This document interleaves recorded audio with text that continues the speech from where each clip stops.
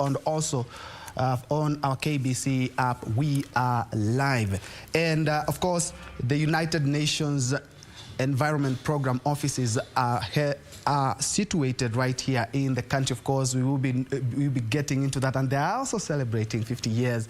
We'll be getting deeper into that. But without further ado, let me welcome Dr. Juliet Biao. Karibu sana Kenya. Yes, asante. Should I say asante? Oh, bonjour. Bonjour. Even better. Now, United Nations Environment Program is situated right here in our country, Kenya. And you are having the 5th United Nations Environment Assembly. Yesterday, you did an interview. There was an interview, a press conference actually, in regard to the summit. Perhaps we can first of all listen to that, then we can get deeper into the 5th United Nations Environment Assembly Summit, right? Okay, I'm informed it's not yet ready, but perhaps you can start us off with the theme of this year's summit. Thank you so much, Ben, for inviting me. This United Nations Environment Assembly is the 5th one, and it's being held under the theme, Strengthening Actions for Nature to Achieve the Sustainable Development Goals. Mm-hmm. You know, nobody has predicted the COVID-19 pandemic. And studies really reported that this is happening because something has been broken between people and nature. And this United Nations Environment Assembly offers an opportunity for people to make peace with nature. Mm-hmm. So it will really focus on how environment can play a central role to address the 3 crises: climate, nature, pollution. So this is why this session is particularly important, because we need to prevent people from future pandemics. We need to prevent people for future shock. And of course, the COVID-19 pandemic has, of course, changed how we are approaching the environment conservation. And of course, it has hindered some efforts of environment conservation. But before then, the PS yesterday did talk about something quite dire, that the country needs a lot of money when it comes to environment conservation, because we have really polluted our environment. But before then, let's first of all listen to that clip, then we get back to the discussion. These are huge resources, but what are these adaptation measures and mitigation measures? One of them is to ensure that we address degraded forests. But as a matter of policy under the 10% tree cover, we are now saying all infrastructure must be green. So as you do your infrastructure, you must make sure that you also provide for greening. We have to balance. We need settlement, we need land for infrastructure, but we also need forests. All our 2.59 million hectares under KFS, you will see that there's been a lot of pressure for land for schools, land for this, land for that. What we have proposed to member states in terms of our strategic priority areas are threefolds. One is climate change, second is nature, third is chemicals and pollution. We are thrilled that in all those 3 areas, Kenya has demonstrated, as a host country, but equally as a member state, strong leadership.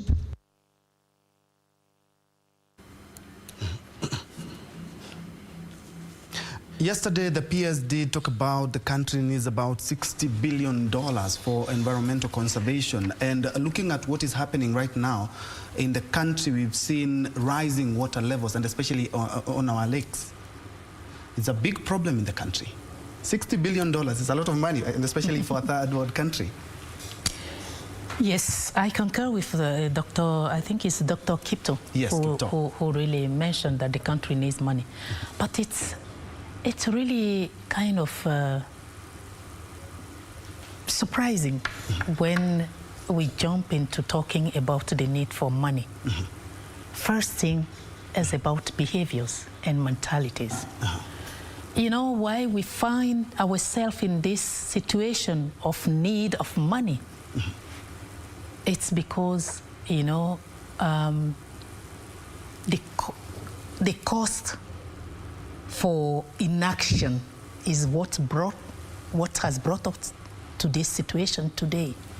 But if we really work on preventive measures, you will find that, you know, the cost for a curative action will be less than what we're talking today. While we're trying to recover from COVID-19, addressing this conservation issue, I think the big lesson we should learn is how do we really act in a preventive mode than in a curative mode. Yes, today the damage is so big that we need such a big amount of money really to recover. But by recovering, we will also at the same time really build the resilience for really to prevent future pandemics, and also to address, to continue this transformation that we've been doing by making the environmental dimension a central component of this transformation. Indeed, you've brought up a very interesting topic, talking about, it's not about the money for now. Let's first of all put money aside. It's us. We begin with ourselves, from conserving our own environment. What are some of the things that make you say that we first of all need to befriend nature? How can we do that before we think about the figures? As I mentioned earlier, we need to fix, we need to address the issues now, particularly looking at recovering from COVID-19. But at the same time, we need to learn a lesson that really we need going forward to respect nature. We need to change our behaviors toward nature. We need really to change our mentality. That in the future will reduce the cost for really the conservation measures that we are taking today. And how has COVID-19 affected or hindered efforts in any efforts in environmental conservation? Because this is a new, talking about perhaps 2-3 years ago, we didn't have the COVID-19 pandemic, and we also had challenges in conserving our environment. How was COVID-19 pandemic? Of course, there's the time that we all are in our houses, and of course, that cannot be very good when it comes to environment conservation. How has COVID-19 changed that? It will be a mistake if we say that COVID-19 has directly changed, you know, this ability to conserve the nature. But there's a fact there where, you know, COVID-19 really has compromises the ability of nations and communities really to manage the nature in a sustainable way. COVID-19 has really helped us to really figure out our fragility, even from health perspective. And you see, when communities and nations found themselves in this kind of situation, especially in Africa, and when they are hit hard, they go back to nature, again, the nature. So I think going forward, as I said, reconciling with nature, respecting more the nature, and managing the nature in a more sustainable way will help us overcome the difficulty we are facing today. Of course, there is a lot of pollution, and especially in Africa. Comparing how the situation that we have in Africa from the rest of the world, how is it here in Africa? Look, pollution is the biggest killer. You know, I think globally, pollution kills about 7 million people annually. In Africa alone, every year, pollution kills over 600,000 people annually. But what we should be really fearing with the COVID-19 is the risk for, increased generation of waste, including hazardous waste in Africa.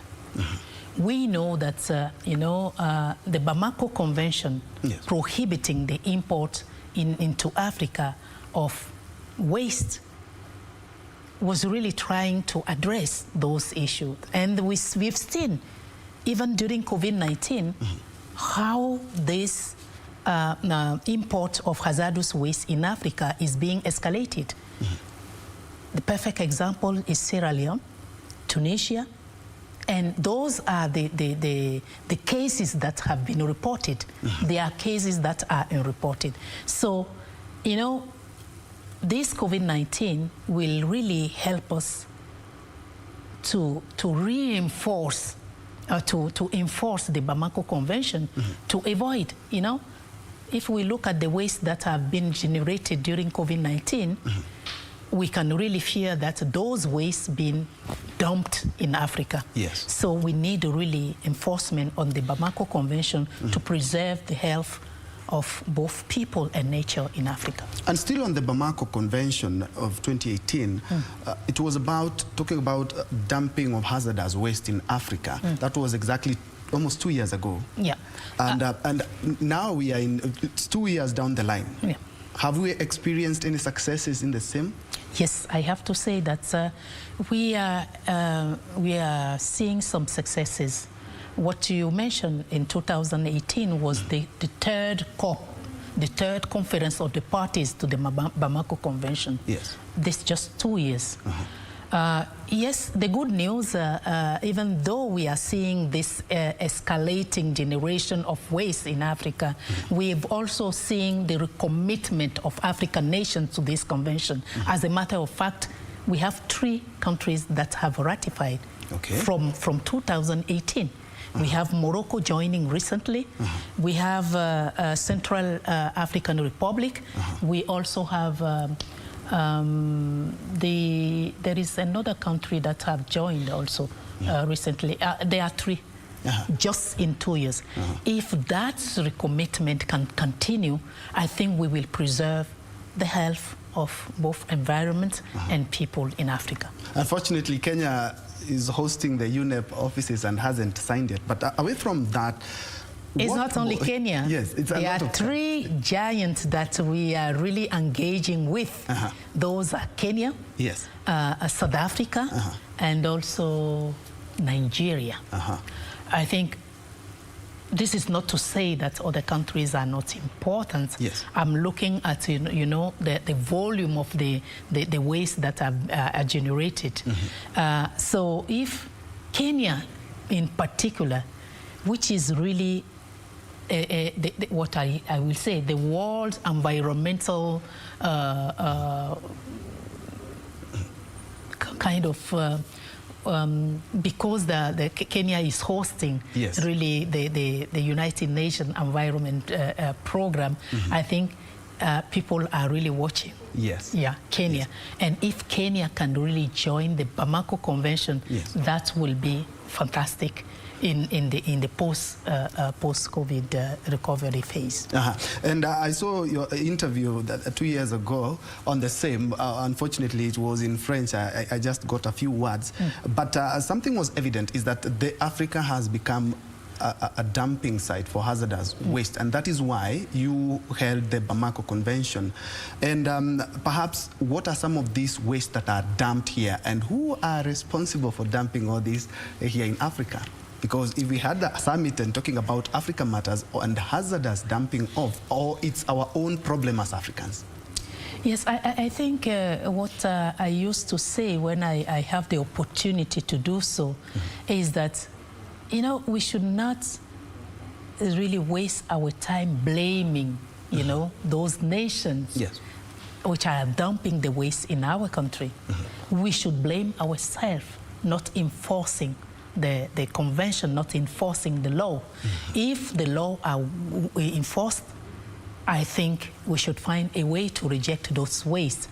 And it takes also a certain level of awareness of countries to get there. This is what we are currently doing as Entrusted Secretariat of the Bamako Convention.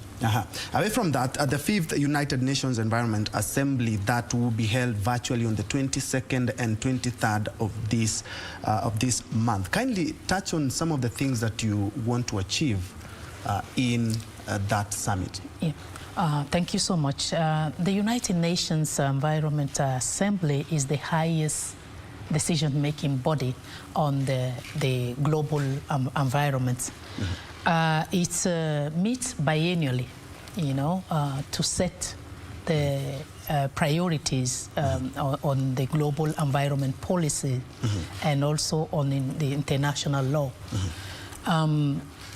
This year, member states have agreed, due to COVID-19, to take a two-step approach. An online session that will be held from 22nd to 23rd of February will really kind of address urgent matters, including approving the medium-term strategy, the program of work, and the budget. This is the online session. But during the same online session, UNEP will be also launching a synthesis report on making peace with nature. At the same time, it is a very comprehensive blueprint to address those three key priorities that I've mentioned earlier: climate change, nature, and pollution. During the same online session, a leadership dialogue will be organized really to discuss how the environment will play a role to achieve sustainable development goal and also to build a more resilient and inclusive post-COVID world. So the second, UNEA 2 will resume in 2022, where member states will really discuss issues that require negotiations. And looking at, we have had so many summits talking about climate change, about pollution, but we keep on seeing the climate change affecting us because member states are still not adhering to what they're supposed to be adhering, or to all the conventions that have been signed. I think we should not be stoning ourselves. Although we have not seen the progress that we are expecting, a lot is being done. And this is why it is important to really take the opportunity of, member state moving toward the recovery response to also kind of look at all those innovations that have happened during COVID-19. COVID-19 has affected us, yes, but COVID-19 also has offered the opportunity for us to really see where our fragility is, but also the extent to which we have been able to adapt quickly by innovating. Yeah? So the progress, of course, could have been at a higher level if we have not been affected by COVID-19. But there are things that are being done, especially in relation to our nationally determined contribution on climate change. Countries are making some effort that have to be really recognized.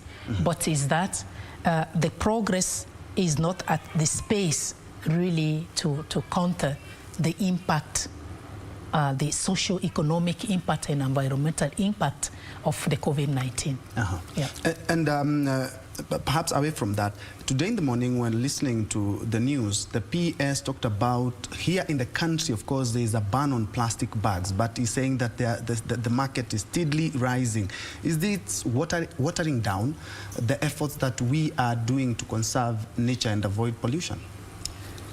I don't think so. I don't think that it is watering down the effort. It's just that we need to to learn a lesson from this COVID-19 and see how best we can engage with businesses in this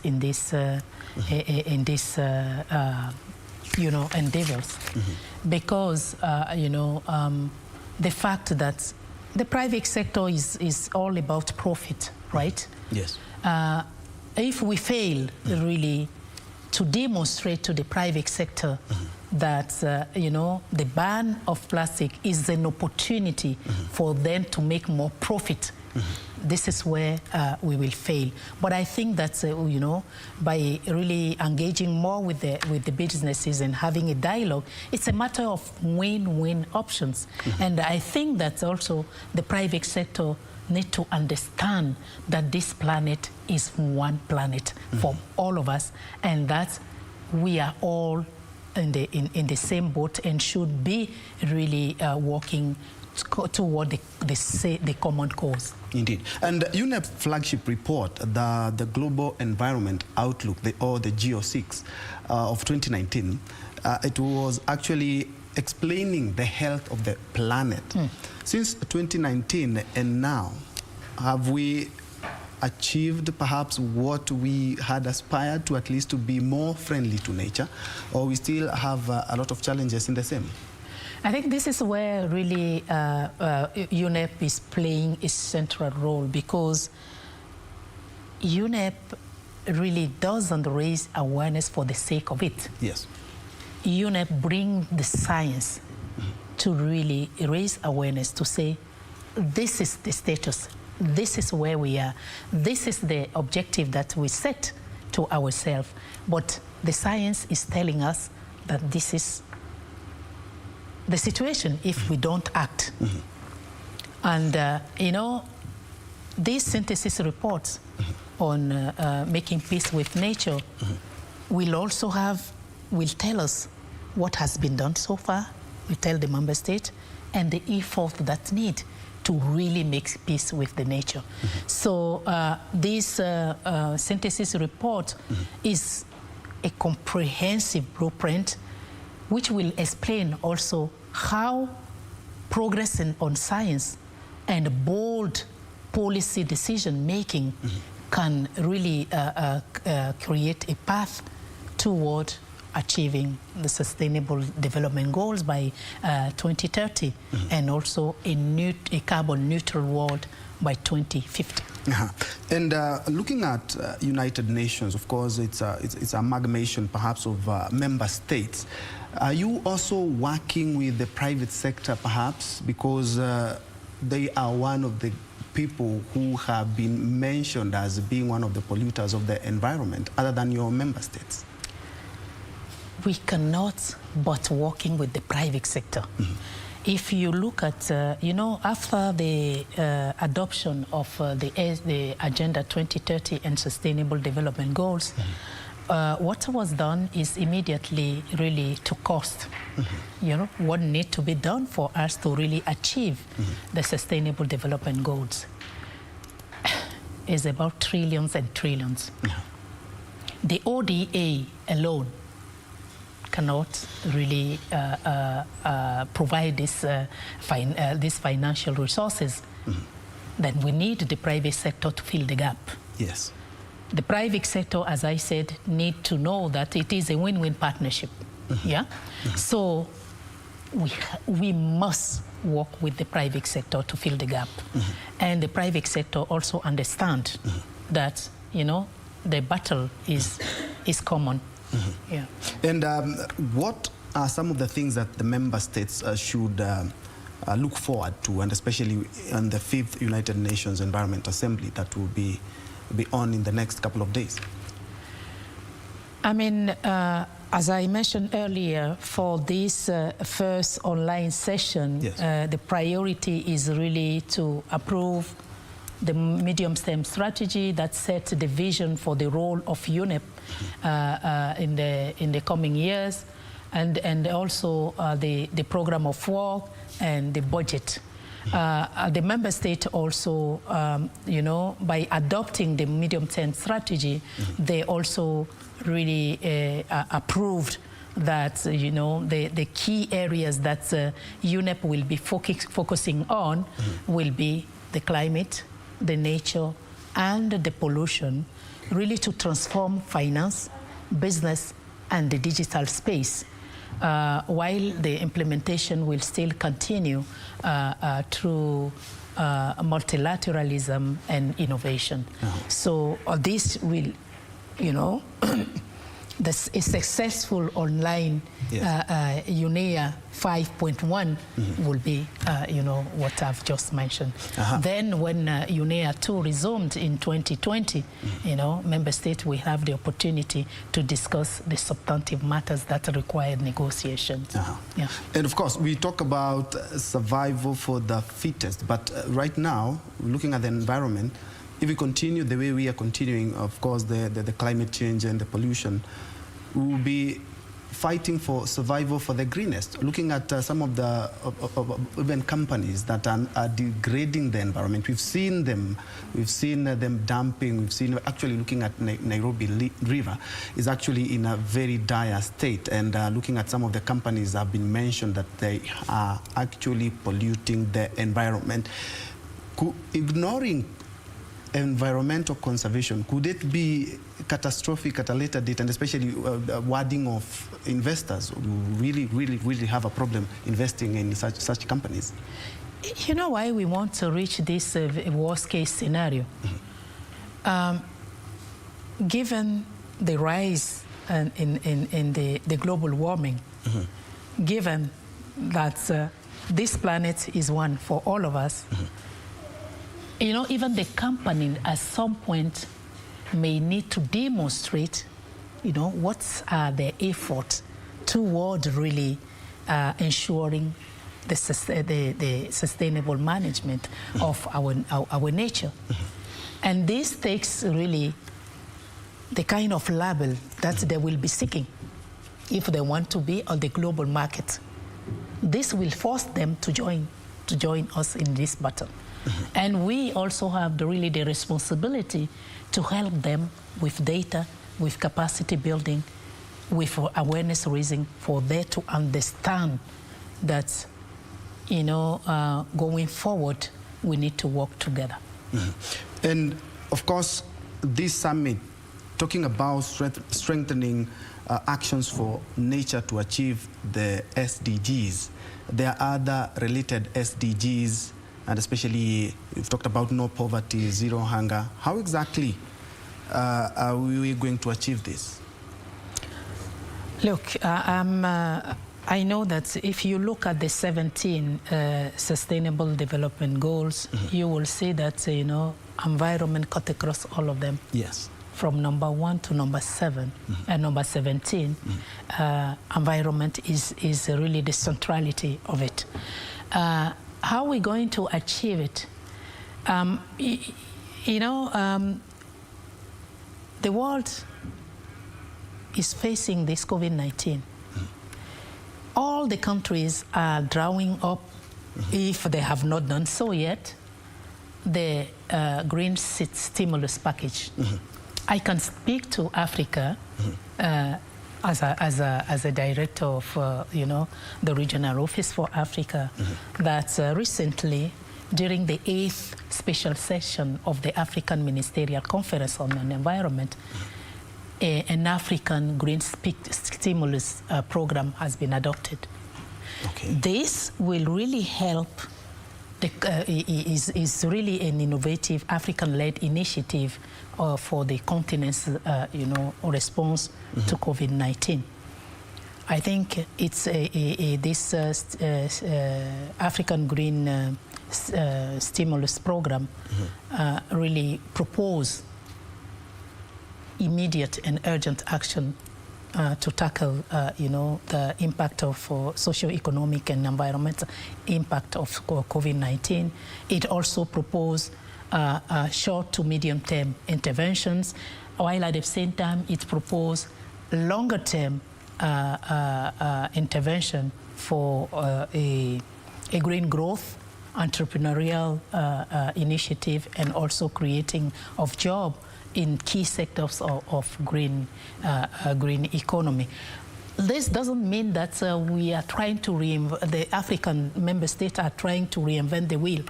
No, this African Green Stimulus Program will enhance the green and blue economy initiative as well as climate change initiative that exists, so that member states, while really moving toward achieving the Sustainable Development Goal, they are also kind of implementing the Paris Agreement and all multilateral agreement that they have ratified. So this African Green Stimulus Package will be really discussed by the member state, how they will really, in a swift manner, really move onto the implementation. Indeed, and we are hoping for the best. You are watching Channel 1 News Check, and remember, we also have our viewpoint question that I kindly would want you to respond to.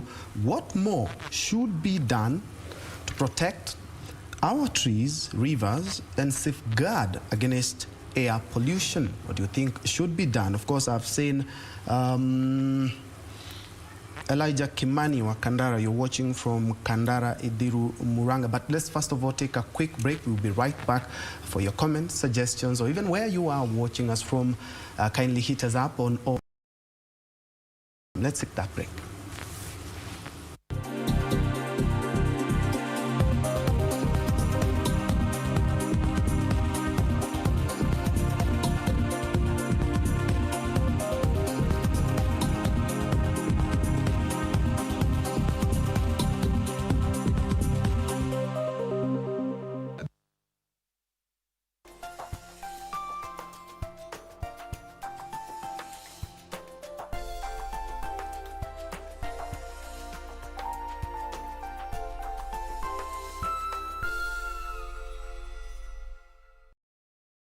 On the next episode.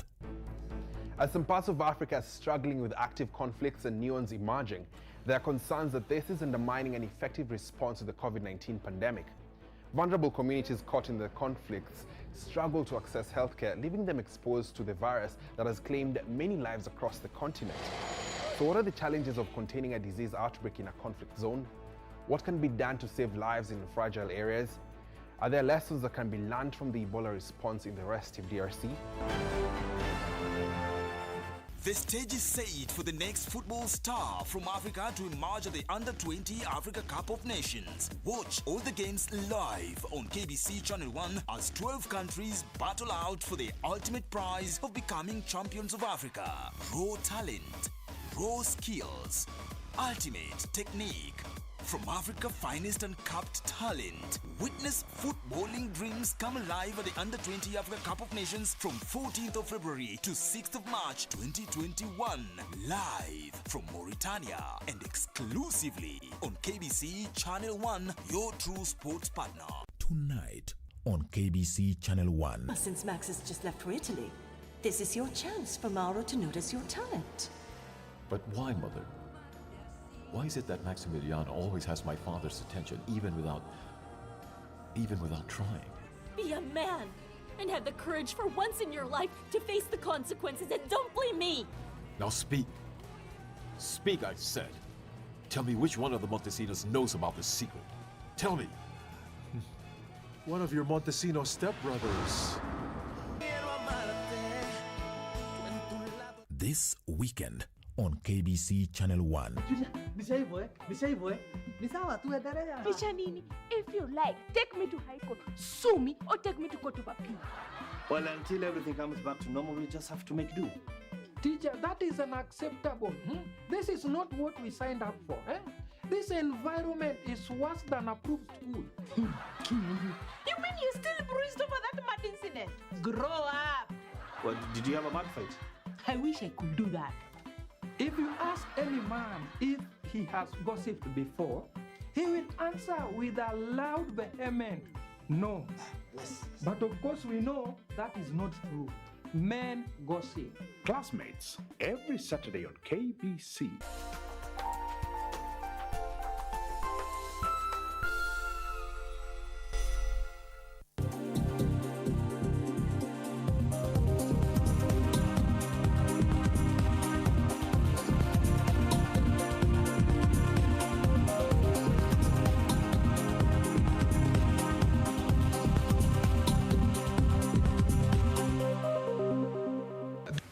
Welcome back, and in case you just joined us, this is Channel 1 News Check. My name is Ben Troy Njue, and Simon Mora is helping us with the sign language interpretation. And today we are looking at matters conservation, and we are privileged to be hosting Dr. Juliet Biao, who is the Director, United Nations Environment Assembly Africa Office. We're trying to put into perspective some of the issues that we are seeing in so many countries. Climate change, nature, we have become enemies of nature, and also a lot of pollution. And when we talk about Kenya, Kenya is one of the countries that has been also in the forefront, holding UNEP offices. Of course, we have also to be very vigilant when it comes to matters environment conservation. But for now, let's cross over to the Pan-Afric Hotel, where the Sports Personality of the Year Awards, you do remember that they will be held this Saturday, and the chairman of the National Olympic Committee of Kenya, that is Paul Tergat,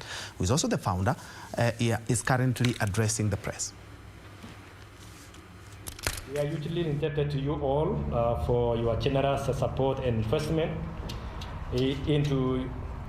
into our sportsmen and women, who are the tremendous ambassadors of this great and beautiful nation of Kenya.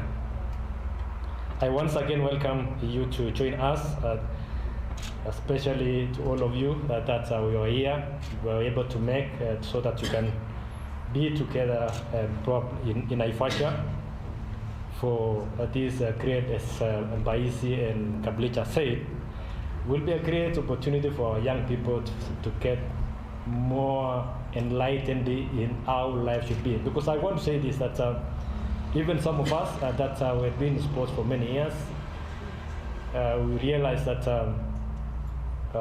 many young people, as much as they retire, they are competing so hard now, and when they retire, because they are never empowered well enough. So when they retire with everything, and we realize that they don't have anything to look back, to look home and write home about after serving the sport, after serving the nation for so many years. And I believe this is what we want us to see to that we, every now and then, we are engaging our young people, our sportsmen, to see to that they invest, they get proper professional advices from various people who have been in the business for long, so that they can be able to save for their retirement and for tomorrow. Because this is why even when this pandemic hit, the first thing is that the number of calls which was coming in, our sportsmen were among the first ones who are calling to be assisted, and it was it hit me that something might have gone wrong somewhere. And I believe that if we can be able maybe to do that together, then we are going to support these young people going forward. So with these few remarks, again, I want to say thank you very much. And I'm happy to see members of Fort Estate. I haven't seen you for a while, and you have come in big numbers, and I believe that it shows that sports is actually coming back in a big way, and we will be able maybe to enjoy our sports again going forward. So thank you very much, Mr. Kablich. Thank you very much. Thank you, Paul. Give it a time.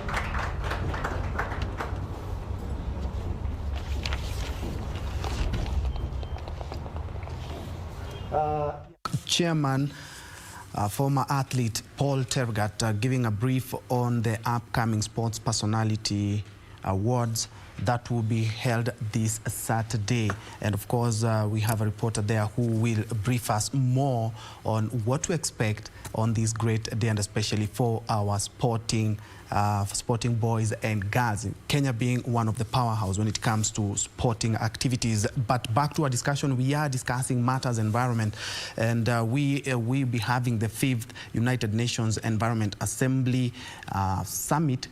But this year, due to the COVID-19 pandemic, it will be held virtually from the 22nd to the 23rd of this month. And we have Dr. Juliet Biao, who is the Director, UN Environment Assembly, Nairobi, Africa office, but based here in Nairobi, where the UNEP offices are also situated. And before we had that short break, we had a viewpoint question, and perhaps you can respond to the same, how we can actually improve on matters climate change, pollution, and nature as individuals ourselves. Thank you so much, Ben. I mentioned earlier that, you know, it takes really individual, you know, change of behavior at individual level. The government cannot do everything on this matter. It takes just simple, good behavior toward nature to improve on environmental matters. It also takes good policy in place. It takes law enforcement. As I discussed the Bamako Convention earlier, yes. You know, African member states ratify so many multilateral agreements, but when it comes to enforce the law, this is where we have a problem. We have a problem in implementation. In implementation. Seems to be a common problem. So we need now, time is for action now. But we cannot, in an African country where we have over 60% of people being young, we cannot do without the youth. The young people also need to change their mentality, because young people want money and now. Yes. I just want to tell them that they can make money in a more sustainable way if they integrate the environmental dimension. We know that they have good skills in digital matters. That's why, you know, United Nations Environment Program also put emphasis on the digital space. So this is the chance of the youth now. And of course, the youth will play a key role in the same.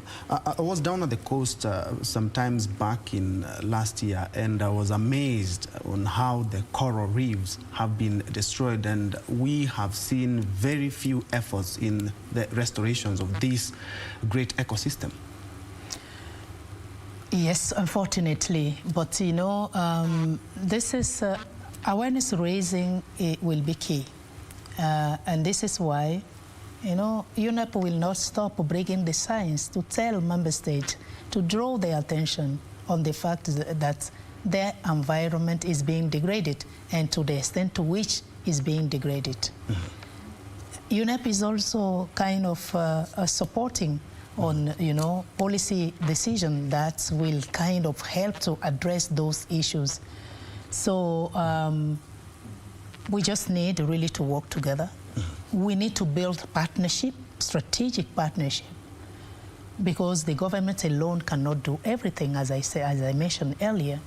The private sector has a role to play. The young people with the creativity have also the role to play. We've seen so many innovations during COVID-19. We need to build on that. We need to scale up. We need also to find financial resources to scale up those initiatives in the post-COVID era. I know this is off the hook, but what happens to countries? We've signed so many treaties regarding climate change and regarding pollution. So many countries have come together and signed treaties. What happens if they don't follow these treaties? I really don't want to think of the situation where they don't follow. Even if there are countries who did not intend to follow, I think COVID-19 is a kind of a wake-up call for those countries. I want to believe that they will follow. And I want also to reiterate the support of the United Nations Environment Program for them really to follow. And this is really our responsibility toward not even the future generation, even the current generation. We have this duty with those generation, especially now that COVID-19 has shown us our fragility. COVID-19 now has shown us that we cannot do without reconciling with the nature. And of course, we need to use green energy, and we should also try to conserve the environment. How does Africa rank in terms of continents? Because we are right here in Africa, and so many countries are developing countries in terms of climate change, in terms of nature conservation, and in terms of avoiding pollution. Yeah, as I mentioned, earlier when you said that African countries are not really showing progress, I said, I did not concur, because I know that many countries are really doing a lot of efforts in advancing environmental dimension of the Sustainable Development Goal, especially through promoting renewable energy. There are at least 10 countries that I know that they are really working towards promoting renewable energy, with including Morocco. Morocco is doing a lot, and I know that Kenya here is also taking the lead, especially on geothermal. Yes. Yeah.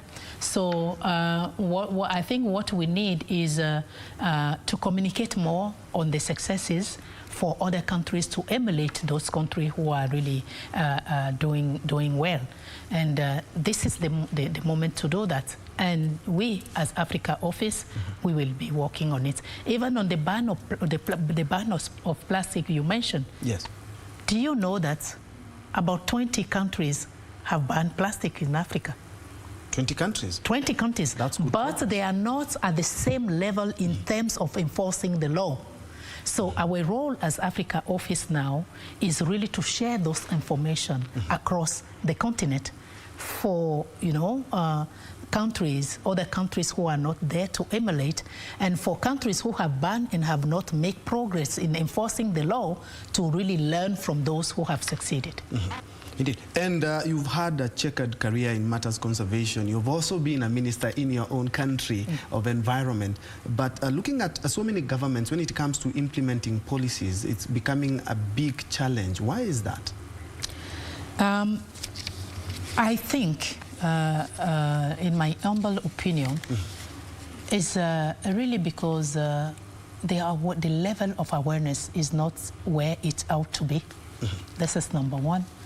The second one is that environment has always been seen as really hindering businesses. Even with the private sector, when you start discussing environmental issues, well, the first thing they will think about is, they want to really put a kind of barrier to my business. So it's a matter of understanding that environment offers opportunities for private sector, for government, for civil society, and for each individual.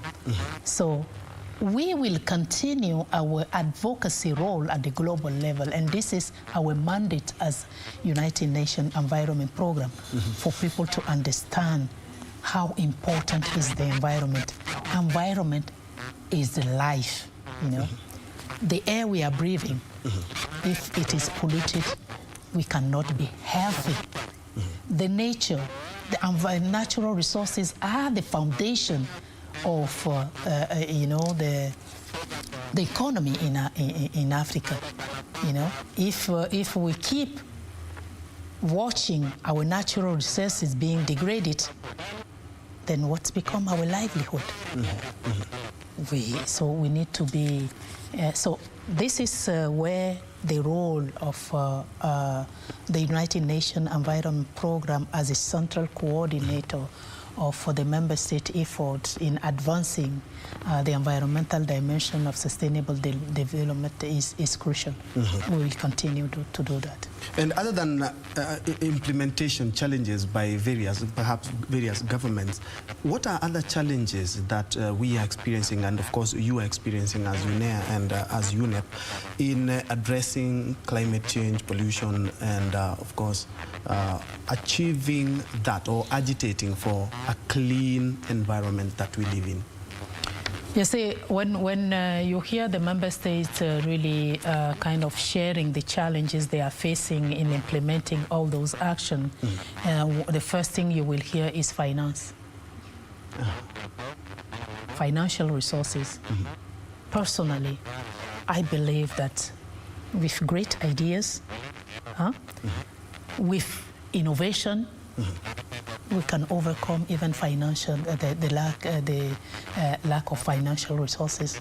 Yeah, we have resources in our countries, of course. And the good thing you said that we don't need money first. We need first of all to change how we mentalities, behavior. Stop doing business as usual, innovating, and then the rest will come. If we continue really complaining about financial resources, then my question will be, what has the recommendation of the 2015 conference on finance for development has become?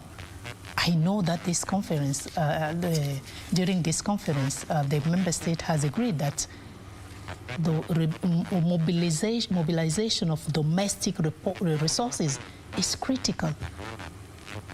African countries cannot continue to rely on the foreign assistance. Cooperation, international cooperation is important, and that is what the 17th Sustainable Development Goals is saying. But if you look at what is happening with the COVID-19 today, all the countries are affected. Yes. All the countries are drawing the stimulus recovery package, which says that, we talks about the efforts that each member state in Africa has to do domestically before thinking about international foreign assistance. And of course, we'll be touching about UNEP is celebrating 50 years this year. Some of the biggest successes that you've had, and what are you planning for the new celebrations? Yeah, UNEP at 50 is really the comments to discuss how we can look back to the UNEP 50 years ago, and also see what efforts we can do. You need to improve our natural resources, to improve the environment. And Kenya, as a host of the UN Environment Program, is playing a key role at the forefront. So the discussion really will start during this online session through the resumed UNEA 2 in 2020, and if it will even go beyond to really be examined also on during the World Environment Day on 5th of June. So, you know, the discussion have started already, and, you know, Kenya is discussing with other African member states how they will make this event a special one to increase Africa's visibility. But beyond increasing the visibility, what really matters is what are really the key activities that will be really carried out to make sure that, yes, this awareness raising has reached the level we want it to be, and so that, you know, countries which has really made tremendous effort can be emulated by those who are still lagging behind.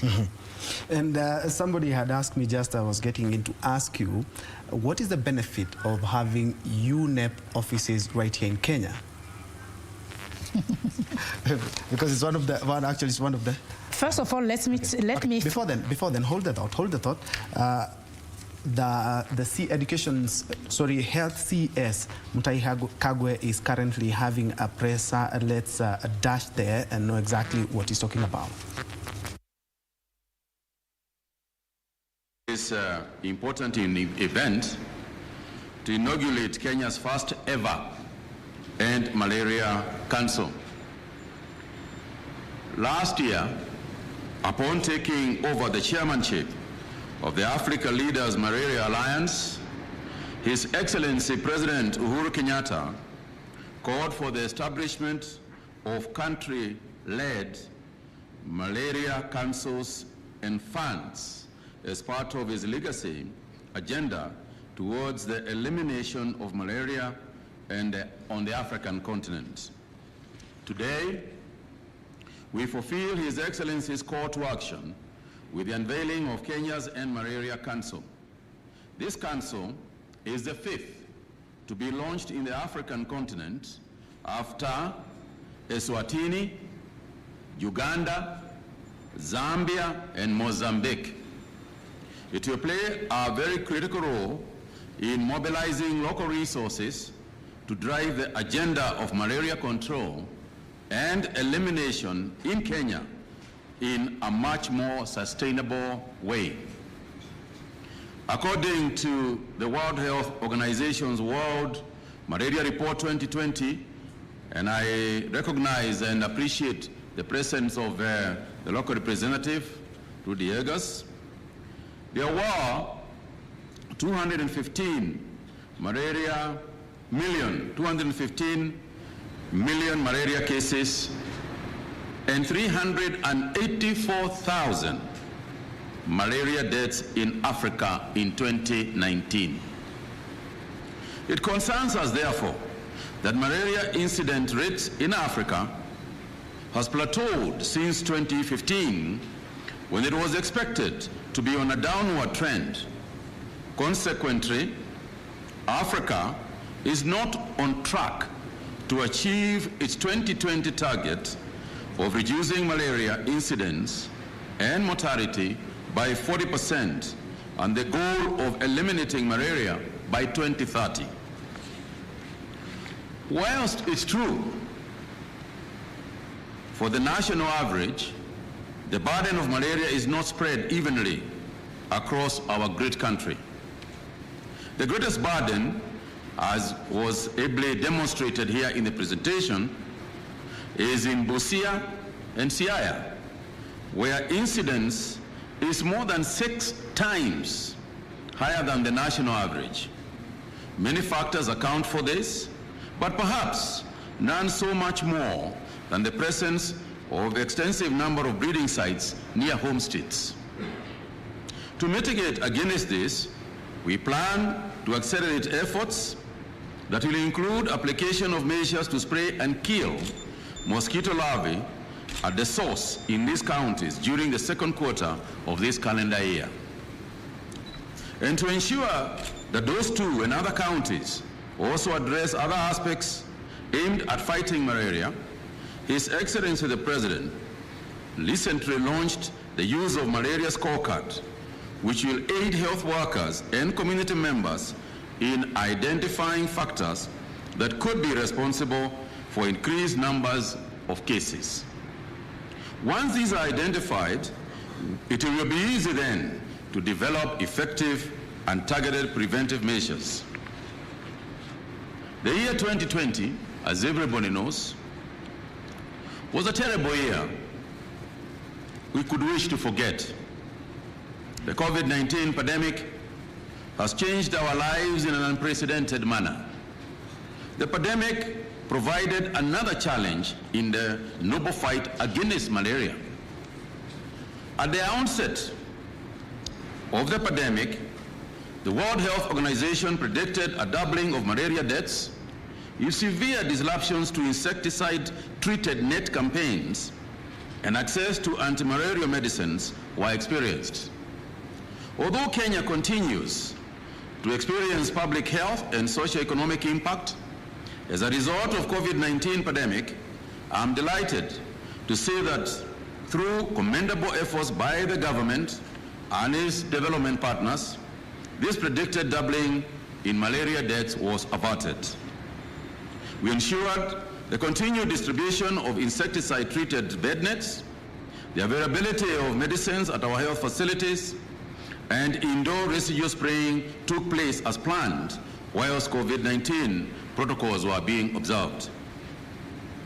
As noble and esteemed leaders have remarked, the true measure, and I quote, the true measure of any society can be found in how it treats its most vulnerable members, end of quote.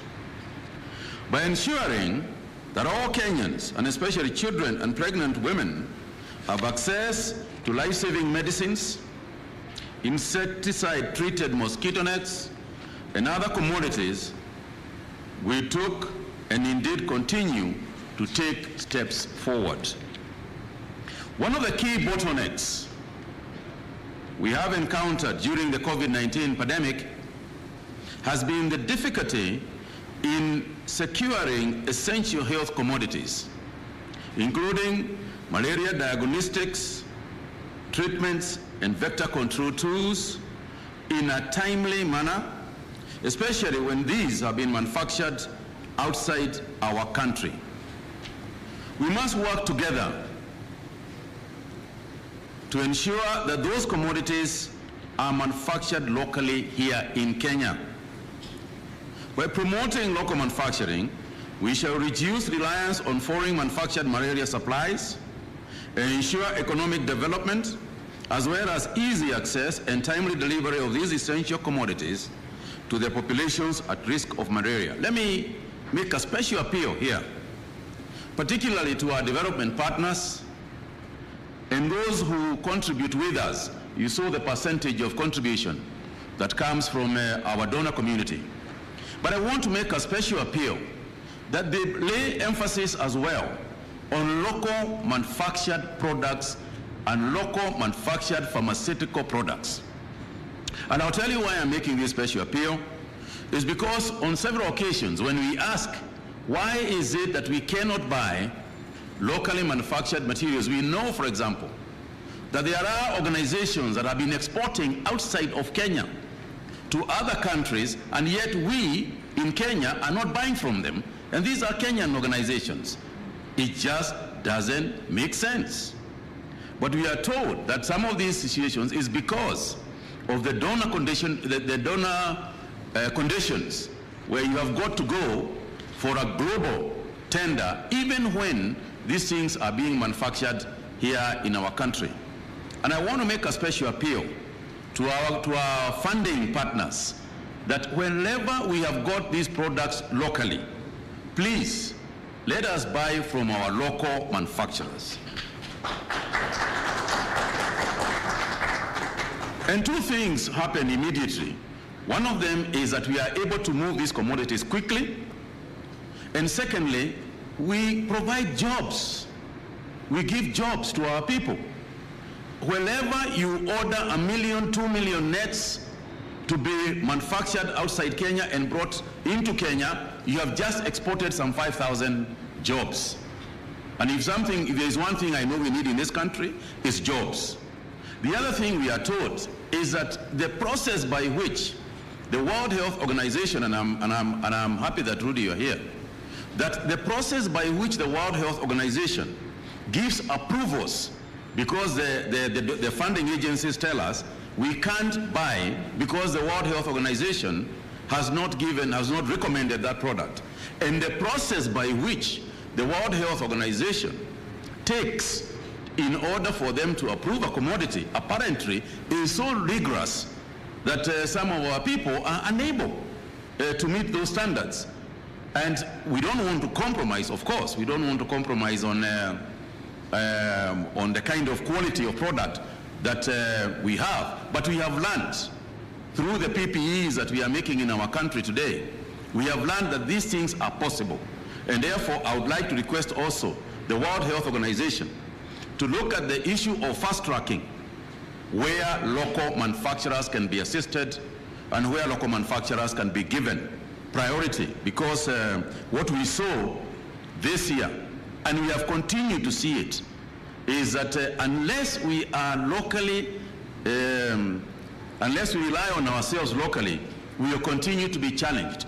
Take the current issue of vaccines. It is not that we don't have the money to buy vaccines, but the vaccines are still not available to us. Why? Because obviously the country is making those vaccines. We will give priority to those, they will give priority to national interests before they ever come to us. So it's absolutely critical. And I want to challenge the council, I want to challenge the donor community, I want to challenge the World Health Organization that we give priority for the local manufacturing aspect. And as a government and as a cabinet, we have pronounced ourselves on this matter, that at least the Kenya part of the funding will definitely go to local manufacturers. We also want to appeal to the local manufacturers to up their game in terms of quality, to ensure that the quality that we have of products in our nation are absolutely at best practice globally. So COVID-19 is also a stark reminder of the impact of disease on our socio-economic development. This is also true of malaria. Past studies have demonstrated that malaria reduces economic growth by up to 1.3% each year, and estimates suggest that workers miss nearly 12 million days of work each year in Kenya because of malaria. This is equivalent to removing the productivity of some 50,000 workers from our economy. Similarly, malaria reduces academic achievement and causes children to miss upwards of 3% of their schooling. A healthy economy requires healthy and educated workers, especially as we look forward to the recovery following the ongoing pandemic. To succeed in our mission to end malaria, we must address financial resource gaps that have been demonstrated here by the able presenters. And what Githuka said about the resource gap of 24 billion to fully implement our current malaria strategic plan, which covers between 2019 and 2023, is indeed a challenge. We must close this gap to ensure that we have the required malaria supplies to not only treat malaria, but effectively prevent it in the first place. And I want to emphasize that the issue of prevention. And it is not just malaria. As a ministry, the philosophy and policy that we have adopted is one of prevention, prevention, prevention. Primary health care, our public health effort is going to be intensified at the prevention level. Therefore, if you looked at the gap that was here, for example, the issue of intervention, spraying, and what have you, there was a huge gap of financing and funding. Yet, that is our top priority. We had rather prevent disease than cure disease. There's been too much emphasis on the curative aspects as opposed to the prevention aspects.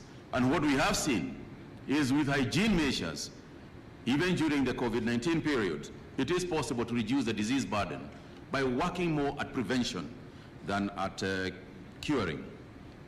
So we must expand our outreach in affected communities to ensure that everyone has the knowledge to protect themselves and their families against malaria. My hope is that this council will prioritize working and supporting community-led initiatives. This council, as you have seen for yourselves, is a public-private community partnership. Its members, as introduced, are senior leaders drawn from government, the private sector, civil society, and research institutions. Each and every one of you has unique experience and capabilities that will contribute significantly to the fight against malaria. This council is not a replacement of the National Malaria Program, which will remain primarily responsible for the technical implementation of the National Malaria Strategy. Instead, the council will advocate for malaria to remain high on the strategic agenda across all sectors of the government, the private sector, civil society, and sensitize all leaders to the importance of ending malaria. This council will drive action by the various sectors to support the implementation of Kenya's malaria strategy. This council will establish and manage a fund and can receive, manage, and disburse financial and in-kind donations from various sectors to close the budget gap under the Kenya Malaria Strategy. You'll also establish and implement transparent process to receive contributions, invest available resources, and receive funding requests from the counties and malaria programs. You will prioritize actions towards promoting and strengthening the local manufacture of malaria control commodities and supplies, and identify priority activities for funding. This council will use their unique experience and capabilities to drive innovation and make malaria elimination more efficient, sustainable, and achievable. And finally, this council will promote mutual accountability between the sectors for the successful implementation of the National Malaria Strategic Plan and elimination of malaria by 2030. To support these efforts, my ministry, through the National Malaria Program, will provide quarterly updates to the council members on the status of malaria control and elimination and the gaps and bottlenecks that the country faces. We will also share the national and subnational malaria scorecards and work plans to ensure that the End Malaria Council work in a focused and evidence-based approach. Council members, it's so important that we eradicate malaria completely. And why so? Because by doing so, the many deaths occasioned by malaria will be avoided and more people will become more productive in the growth of our country's economy. Further, eradication of malaria will free the capacity of our health workers to address health conditions that cannot be avoided and also strengthen the resilience of our health system. It is therefore with great pleasure and privilege that I now inaugurate Kenya's End Malaria Council and charge its founding members to do the country proud by laying a strong foundation towards the elimination of malaria in Kenya. Zero malaria starts with me and with all of us. Asanteni sana na kazi kwenu. Thank you all very much.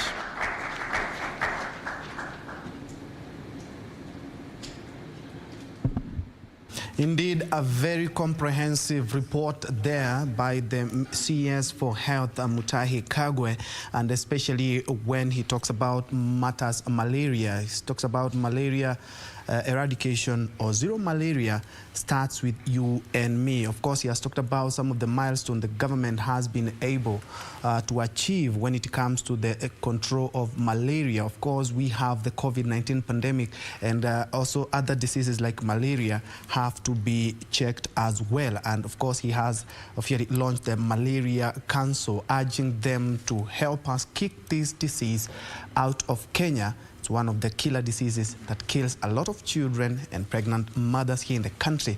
And of course, if we put all our efforts together, we will be able to succeed in that endeavor. Coming back to our discussion, in case you joined us, this is News Check, and we are talking about matters conservation, and especially when we are just about to host the 5th United Nations Environment Assembly. And we have Dr. Juliet Diao, who is the Director, United Nations Environment Assembly Africa Office. And just before we went to CS Mutahi Kagwe, we were talking about the United Nations Environment Program. Is actually this year celebrating 50 years of existence. Congratulations and happy birthday. Thank you, Ben. The celebration is we are preparing for the celebration, and it's Kenya taking the leadership on that, and good leadership to really help on the preparation of UNEP at 50. I think in every initiative that you undertake, you want to step back, you want to look back and really assess your progress. Yes. UNEP at 50 is coming at a particular moment of COVID-19, where really something has been broken between people and nature.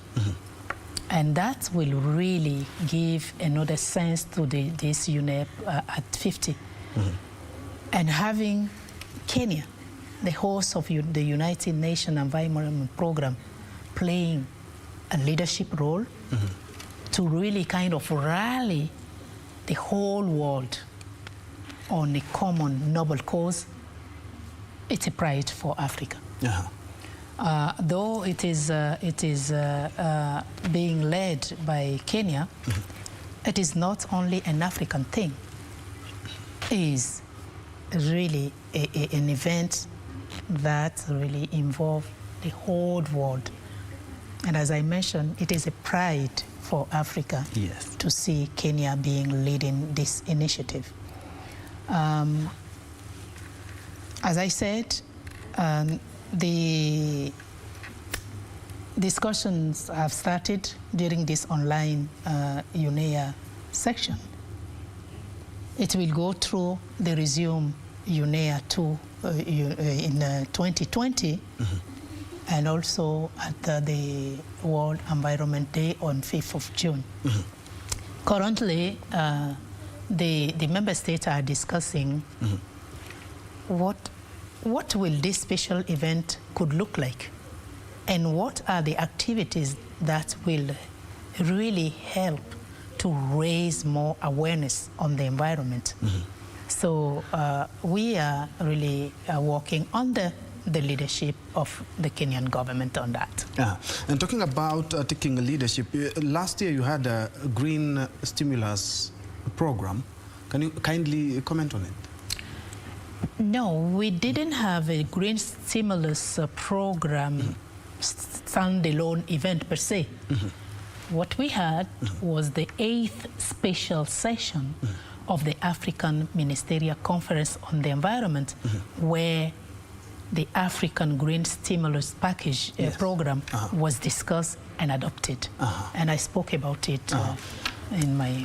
And still on the Bamako Convention, perhaps we can touch on some of the signatories that we have and who have pledged their allegiance to follow each and everything that was discussed in that convention. Yeah, up to date, I think we have 31 countries that have joined. And as I mentioned earlier, just within 2 years, we have Sierra Leone, Central African Republic, and recently Morocco joining. I'm sure, even though Kenya has not yet joined, Kenya government is thinking about joining it, because Kenya has given a very wonderful example on the ban of plastic that other countries in the world are emulating now. I think there is a close relationship between the plastic waste and also, you know, when we talk about the Bamako Convention on the waste and hazardous waste, I think Kenya will be willing also to join. We are really ready to provide any kinds of support to see Kenya joining. And it's also because Kenya is the host of the United Nations Environment Program, and that the world is watching Kenya on really all the initiative that they are taking on the environment. And I have to say that good leadership is being taken by the Kenyan government. Yes, indeed, you are the Africa office head, but you've lived in Kenya for perhaps a while. What are some of the things that you've seen us do right when it comes to conservation of the environment, or what are some of the things that we really need to improve as a country when it comes to environment conservation? And of course, I will still pose the same question I had posed earlier on what are the benefits of us hosting the United Nations Environment Program headquarters right here in Nairobi. Look, as I mentioned earlier, you know, making peace with nature takes simple individual action. I've been living here in Kenya for more than 5 years now. Yes. I was on leave in my country. After a week, I start missing Kenya because of this good weather. Because of the good environment here in Kenya. Because when I wake up in my own country, when I see people throwing waste here and there, really the behavior toward the environment is really shocking. Kenya, you don't have it. This is the reason why when I move away from Kenya, I really miss Kenya. No, just, you know, on a serious note, yes. Kenya is among the countries where you can see is really a forest in a city. This air that we are breathing is clean. This is not to say Kenya is not only Nairobi. Yes. Kenya is also other countries and in the countryside. So Kenya is doing really well on environmental matters. And I think that, you know, it is fair to see that Kenya is giving really the host for the United Nations Environment Program. So I think Kenya will demonstrate once more their leadership on environmental matters through this unit of 50, because they will be rallying the whole world around this noble cause on the environment. And 1st of March this year, you want to launch a transport unit? No. We have a transport unit that just mentioned that we will be launching electric motors. We will be happy really to have you during this event so that we can share more information in detail on that. Perhaps you can touch more on that transport unit, because I'm quite sure you are UNEA, so at least it has to be very, very air-friendly, right? Yeah, but this transport unit is really looking at, you know, beating pollution through really, you know, the transport has a lot of, contributes a lot to the pollution. So the transport unit is the unit that is related to our economy division, who is working on this matter. We as a regional office are supporting them to really raise awareness of member states and to also help them to set up, to establish some policies that really can help the countries to move toward environment-friendly really policies and to beat pollution. And I think my colleagues, you have the opportunity to talk with Rob, who is the head of this unit at the right moment. Another thing, the laws that member states have and the policies regarding environmental conservation, Should anything be changed so that we may aspire to have the nature that you're talking about, a clean nature that will be friendly to everyone? I don't think that we should, we can really talk about a change of policies where it is necessary to reinforce, taking into consideration the lessons that we've learned through the COVID-19 pandemic, and also the opportunities that we were able to seize during this COVID pandemic, can help us to reinforce the policies that exist. Even the African Green Stimulus Program that you know, I've talked about, as I mentioned, is not something that is new. You know, it's intends really to reinforce existing green and blue economy initiative, as well as the climate change initiative that exists. So yes, there is a possibility to really look into areas that need new interventions. What we need to change is really how we do business. We cannot continue doing business as usual. What needs to change also is to see how we can seize the opportunity of the digital space that is being created now to really rally our young people. Kenya is one of the member states when you talk about UNEP, and as you've said that we are actually on the right track when it comes to matters conservation, but a lot also needs to be done. The government did start an afforestation, an ambitious afforestation program right here in the country, and other countries seem to have followed suit. What can you say about those efforts, and what are we looking at when it comes to 5-10 years if we continue with that good gesture? I think what you're talking about is the Greening Kenya initiative, where UNEP is called to take also a kind of leadership with, of course, to take some responsibility under the leadership of the Cabinet Secretary on Forestry. You know, Kenya has set up an objective for at least 10% forest recovery by 2030. And they are really, really doing tremendous effort to achieve this goal.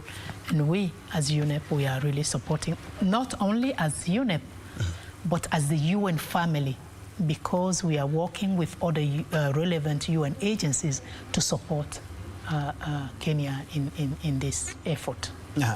And are there any modern methods of conservation? Looking at 5 years that you've been in the country, of course, a lot of things are changing, including technology. So what would you say about what is happening, or the modern now methods that are being used here in Africa to actually achieve a green and perhaps a blue economy well? Because looking at so many Africans are using perhaps charcoal, they are using, others are using fossil fuels, and of course they also contribute to pollution in Africa. I think we need, as I mentioned earlier, a lot is going on in terms of innovation. And COVID-19 pandemic has really offered a great opportunity for innovation. There are innovation in many areas, and many key areas.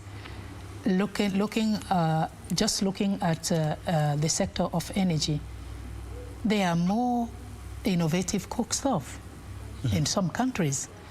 There are other technologies that have been adopted really to cope with the situation.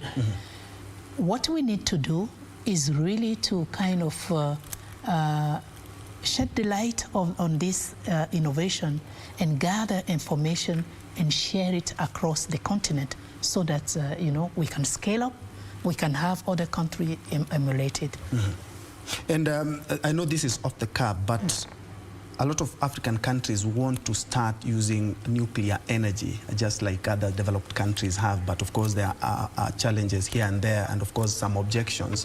What do you say about nuclear energy in Africa? You see, UNEP is not really kind of what we are working on so far. Is solar energy, wind energy, geothermal, and as I said, Kenya is taking the lead on geothermal, and also what kind of energy, and biomass also is an energy. So I wouldn't really say much about the nuclear energy because as UNEP, we are not really kind of. I think this discussion has to come at a certain level with the International Energy Agency. Yeah. And of course, we are hoping for the best when it comes to that. That is why I actually told you it's off the cuff when we talk about energy, and especially in Africa, where a lot of Africans are using fuels that actually aid in pollution of the environment. During the Bamako convention, there were some of the things that were touched when it comes to all the African countries that are member states. And they all alluded that they are going to be following some of the resolutions that you came up with.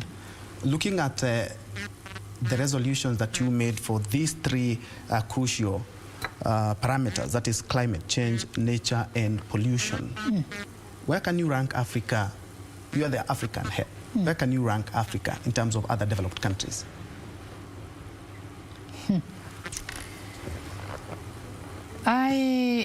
You know, as a regional office for Africa, although it is this kind of comparison is necessary at some point, I'm more focused about having all the member states really making progress on this environmental matters than really start comparing with a developed country. You know, one thing that I do as a regional office for Africa is really to share information about good practices that have been really adopted in some countries, and also for other countries that are lagging behind to emulate those countries who have succeeded. Maybe that can also create a kind of competition, but it would be a healthy competition. Yeah. When it comes to now you living here as a Kenyan, let me call you a Kenyan for now, and what is it that you can advise us as Kenyans when it comes to matters environmental conservation as we wind up? The only advice I can really give is that Kenya should continue on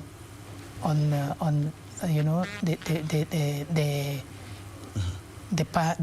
right path that they have taken to achieve sustainable development goal. I have to say really honestly that Kenya is on the right track, and I know that you know, Kenya also knows that you know, the world is really watching Kenya as a host of the United Nations Environment Program.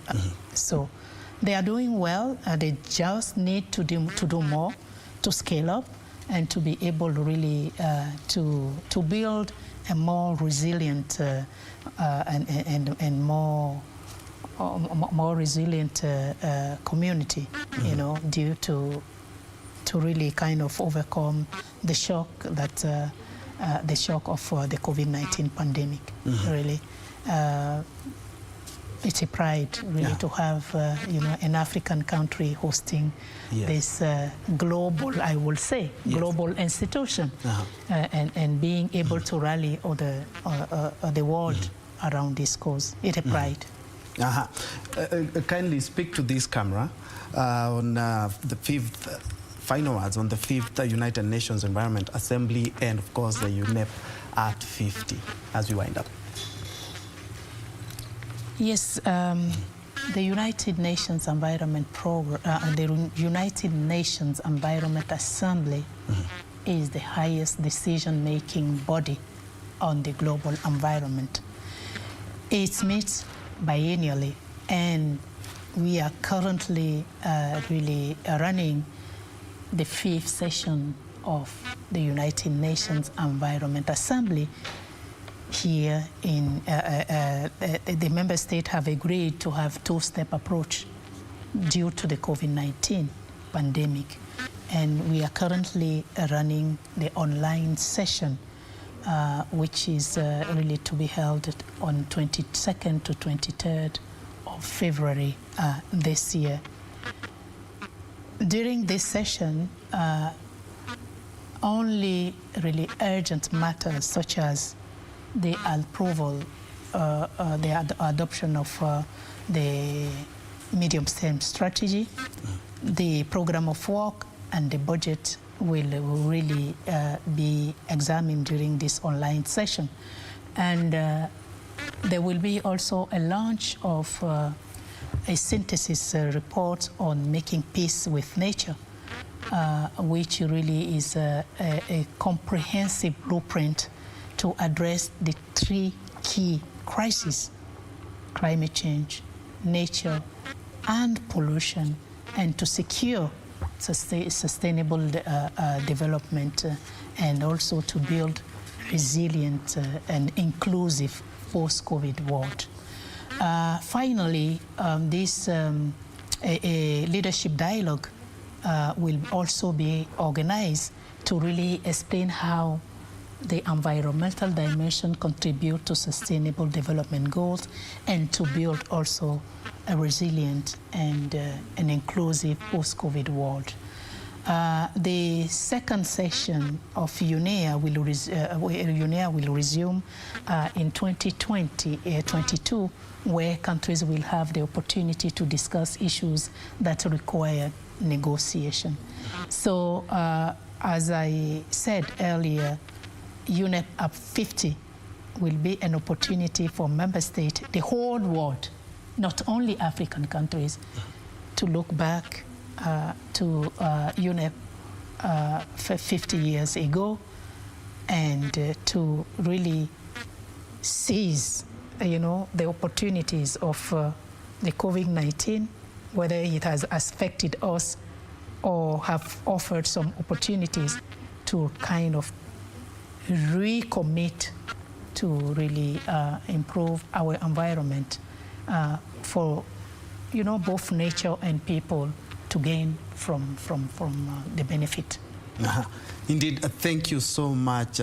I have been speaking to Dr. Juliet Biao, who's the Director, United Nations Environment Assembly Africa Office. We're talking about the 5th United Nations Environment Assembly that will be taking place, as she has said, from the 22nd to the 23rd of this month, though virtually because of COVID-19 pandemic. Of course, I hope you have learned a lot about environmental conservation, and it all begins with changing your perception and loving your environment. Thank you indeed so much for watching. But you do remember that Easter is beckoning, and today is Ash Wednesday, and we will be crossing over to the Holy Family Basilica, where the Catholic season have begun the Lent season, which will eventually climax to Easter. Indeed, thank you so much for watching. I'm Ben Troy Njue. Byron Abuli has been our sign language interpreter for this morning.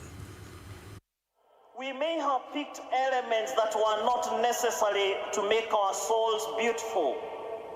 And like a house that is now dusty, our hearts may have become dusty.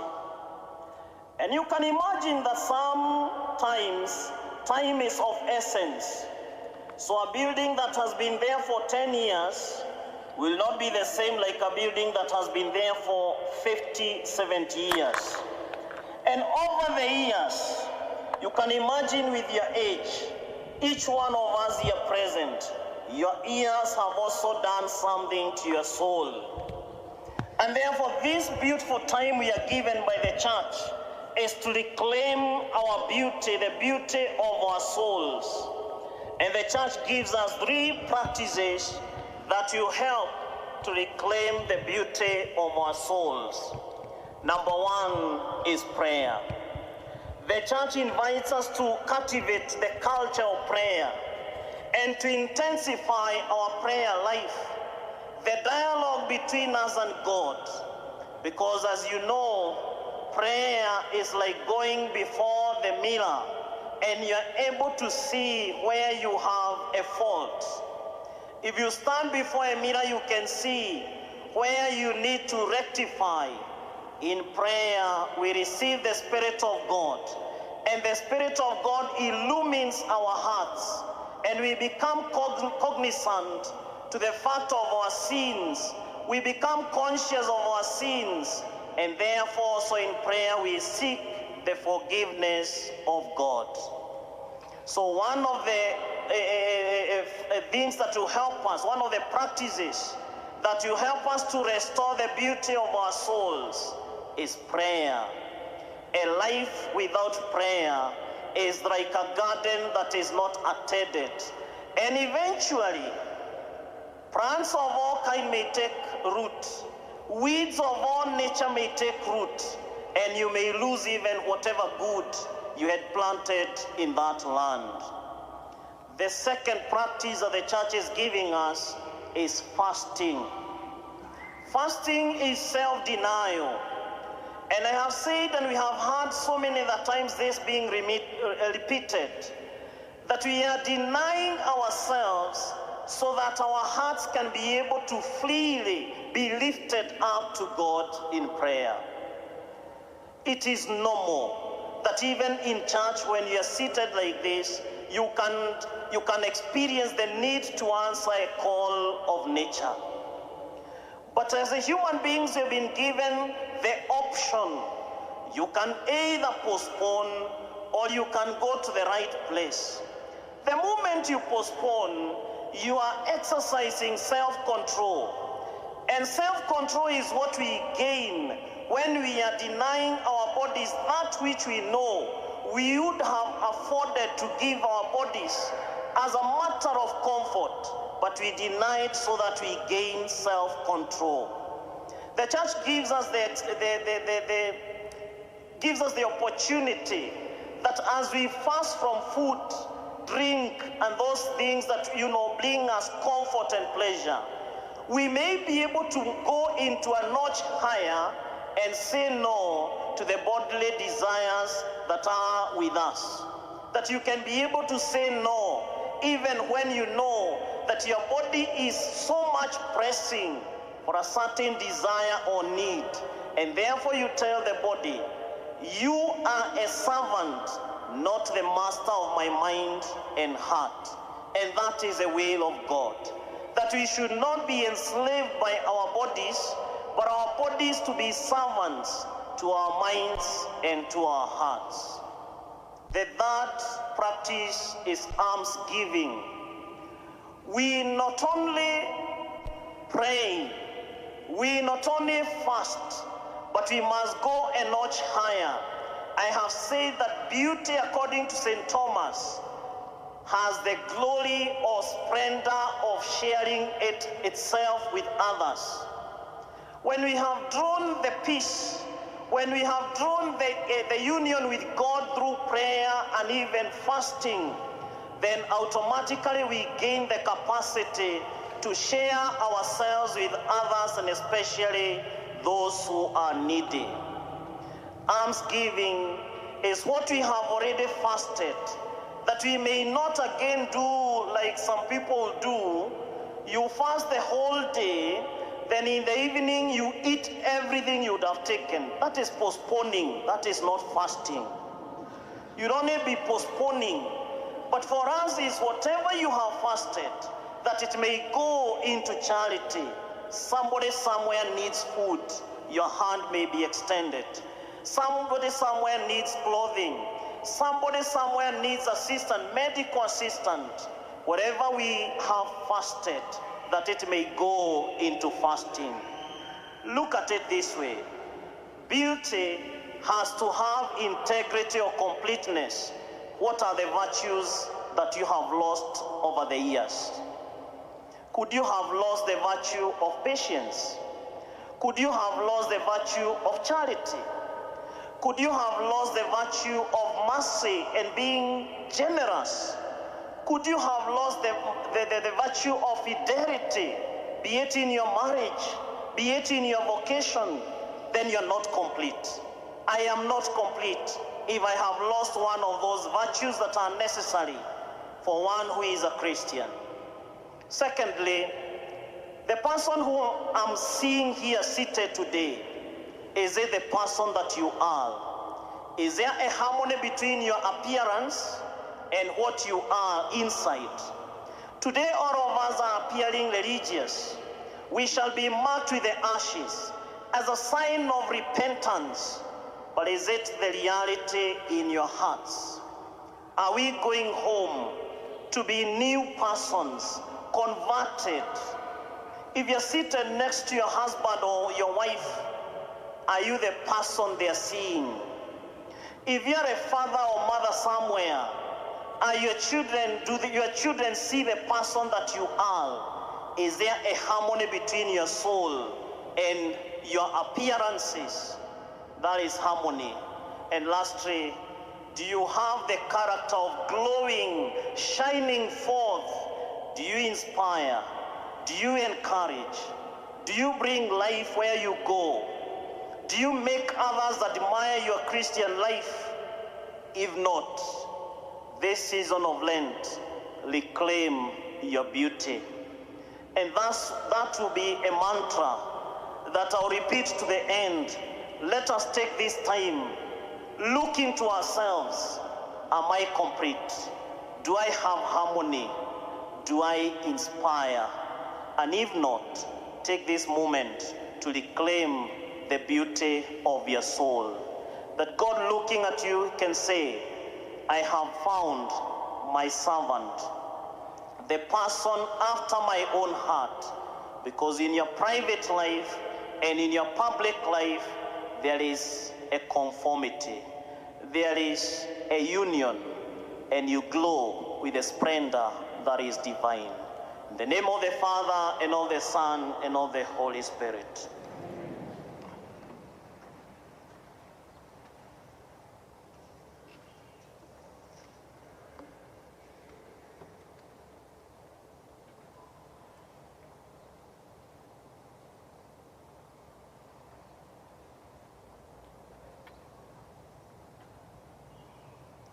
Let us now all arise for the blessing of the ashes, and more so for our blessings. You realize we did not have the penitential rite. It is because the penitential rite is, omitted, because we already have this ritual that is penitential in character.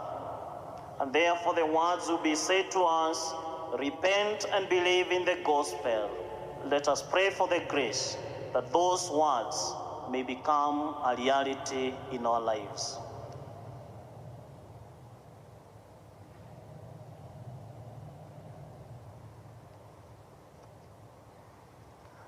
My dear brothers and sisters, let us humbly ask God our Father that he be pleased to bless with the abundance of his grace these ashes which will be put on our foreheads as a sign of penitence. Let us pray. O God, who are moved by the acts of humility and respond with forgiveness to acts of penance, let your merciful ear to our prayers, and in your kindness pour out the grace of your blessings upon these your servants who will be marked with these ashes as they follow the Lenten observances. May they be worthy to come with minds made pure to celebrate the Paschal mystery of your Son. And this we ask through Christ our Lord.